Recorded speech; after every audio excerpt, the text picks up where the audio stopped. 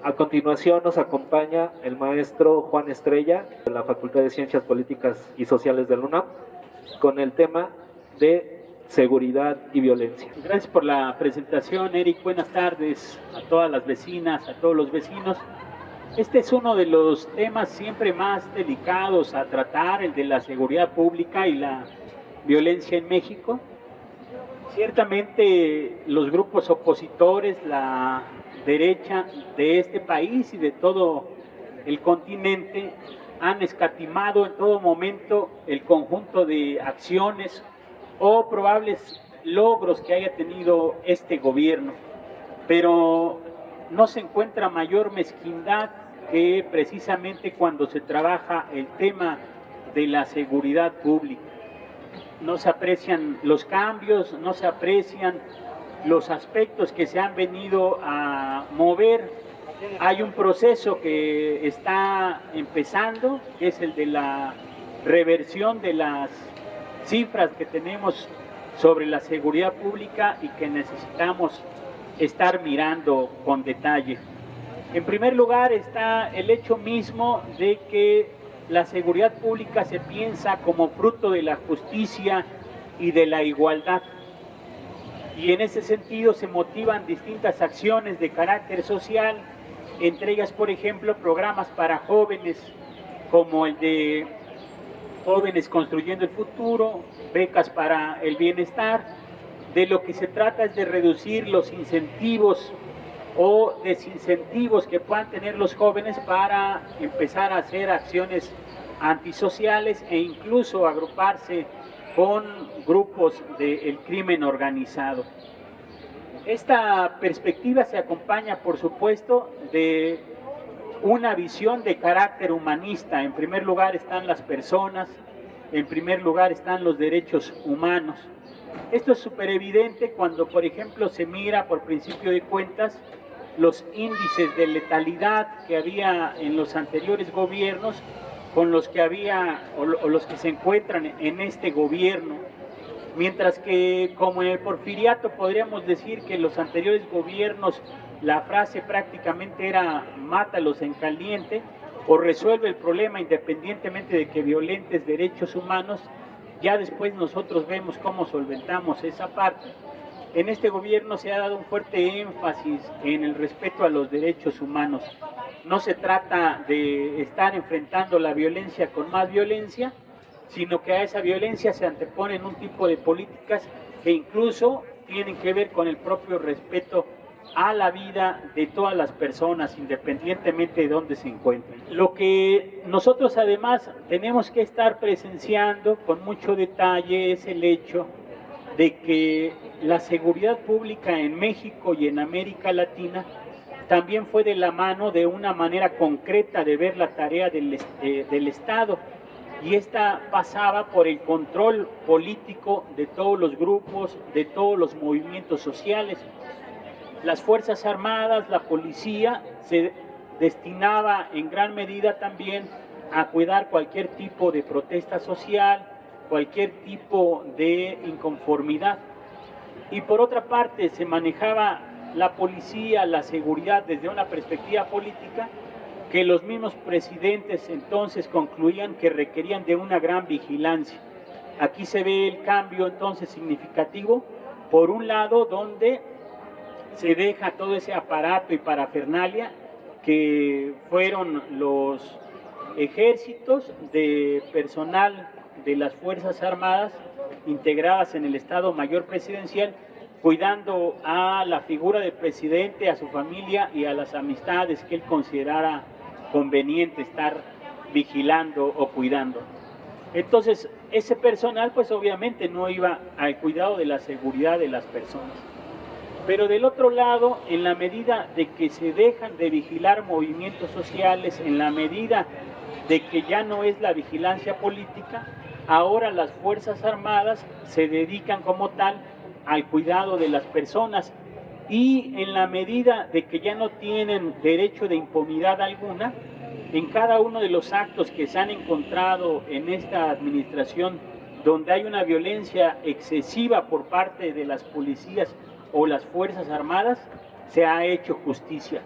hay procesos abiertos contra policías y militares que se han excedido en el uso de sus funciones. Cambia también de manera drástica entonces el hecho mismo de que hay ahora mayores instalaciones, en primer lugar de la Guardia Nacional. Hacia el año 2022 se tenían alrededor ya de 256 cuarteles regionales de la Guardia Nacional, además de sus 32 cuarteles estatales. Y se vino a pasar entre el año de apertura de la Guardia Nacional en 2019 de alrededor de 70,000 efectivos a el año 2023 a más de 122,000 efectivos de la Guardia Nacional. Quien no quiera ver esos cambios, pues es evidente pues que no quiere ver lo que no le conviene. Esto además se ha traducido también en elementos también, muy puntuales, como viene a ser la disminución de hasta el 29.8% en los delitos de carácter federal. De entre 1918 a finales de 2023 encontramos una tendencia efectiva en esa reducción de los delitos que son responsabilidad del gobierno federal.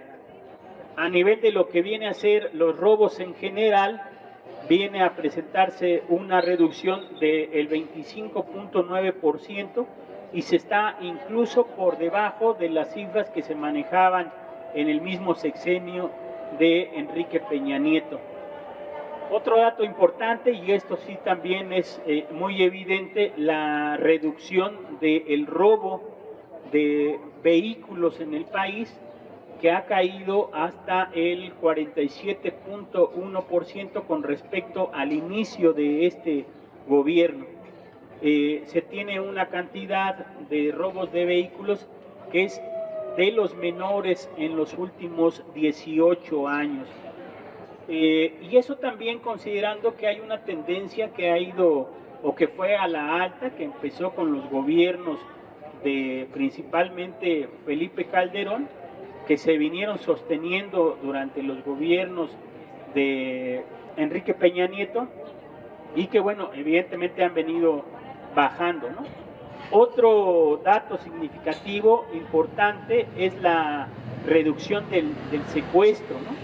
Uno de los delitos que más lastima a las personas y que en definitiva pues siempre daña también la propia sensación, no solo de las personas que fueron víctimas de este delito, sino también de sus familiares, se redujo en un 76.6% a nivel nacional, ¿no? Entonces, ahí tenemos esos datos que ciertamente uno quisiera que todavía fueran menores, pero reiteramos, debemos de entender que el tema de la seguridad pública es un proceso que debe de estar teniendo una reversa y que esta reversa pues no se va a estar dando de la noche a la mañana, ¿no? Hay dos aspectos que también deben de estarse considerando con mucho cuidado.